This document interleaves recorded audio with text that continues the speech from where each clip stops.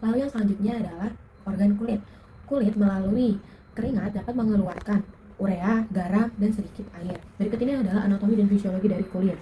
Yang pertama yaitu adalah epidermis, bagian terluar yang berfungsi untuk melindungi tubuh dari lingkungan eksternal. Terus derma, berfungsi untuk penyedia nutrisi, regulasi suhu, dan menerima berbagai rangsangan. Lalu ada hipodermis. Hipodermis berfungsi sebagai penyimpan energi dan melindungi otot, tulang, serta organ-organ internal. Subcutaneous layer adalah bagian dari hipotalamus, jadi dia memiliki fungsi yang sama dengan hipotalamus. Lalu yang selanjutnya itu adalah hair, berfungsi sebagai penerima rangsangan kecil dan regulasi suhu. Lalu ada sweat port, berfungsi sebagai tempat keluarnya keringat. Lalu ada nerve sebagai transmisi sinyal dan juga mengontrol informasi. Lalu ada sweat gland. Sweat gland berfungsi sebagai tempat memproduksi dan mengeluarkan keringat. Lalu ada hair bulb, berfungsi sebagai tempat pertumbuhannya rambut. Vein berfungsi sebagai pembuluh darah yang membawa darah yang mengandung CO2 kembali ke jantung. Arteri berfungsi sebagai pembuluh darah yang membawa darah yang mengandung oksigen. Lalu ada adipose tissue, berfungsi sebagai penyimpan energi, isolator, dan juga melindungi organ-organ lainnya. Yang terakhir yakni usus besar. Di dalam sistem ekskresi, usus besar membuang zat-zat sisa dari pencernaan. Berikut ini adalah anatomi dan fisiologi dari usus besar. Yang pertama yaitu adalah appendix.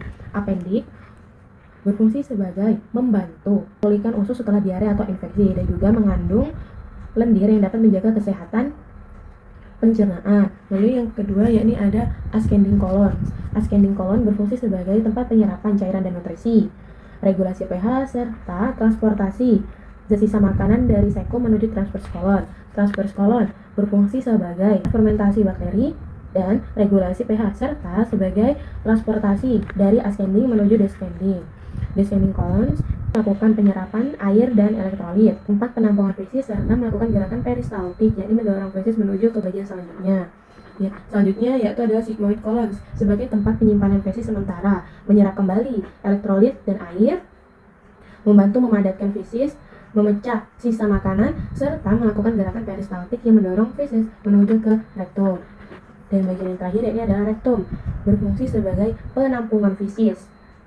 Ketika rektum penuh, maka dindingnya akan mengirimkan sinyal ke otak bahwa sudah saatnya BAB. Tetapi rektum juga memiliki kemampuan, yakni mengendalikan kontinensial, di mana dapat menahan BAB. Rektum juga dapat melakukan gerakan, yakni kontraksi dan relaksasi. Baiklah, dari beberapa part yang telah saya buat, itu tadi merupakan penjelasan anatomi dan fisiologi sistem ekskresi.